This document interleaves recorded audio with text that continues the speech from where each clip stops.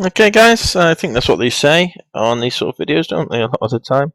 29, that's the one we're on now, 29. So here we've got what looks like a fraction with one term plus another term on the top. So we better write a simple example just to remind ourselves what we do in that case. So if I have 3 plus 4 ninths, say, I know I can split that up. We can split that up to 3 ninths plus 4 ninths.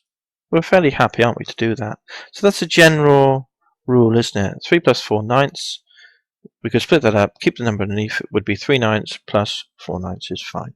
So you do the same in principle here. You treat it as a fraction, so in the same way then, it will be the first term over what's underneath, just like you did below. We'll split up the fraction, plus the second term over what's underneath. So you get that. So we've split up the fraction now. We've tidied it up a bit. Now I need to use properties of indices next, don't we? So you'll notice as power of x, we can put power 1 there, can't we? Because often we don't bother writing it because it's default power. We just write x, but what we really mean is x to the power 1. So I've put them in there then. And so we've got rules of indices flying about here. So let's write them down. Divide, for indices, you minus top take bottom. There's the rule. That's it there. And the other rule, when you have something underneath, like so, to bring it back up to the top, you flip the index.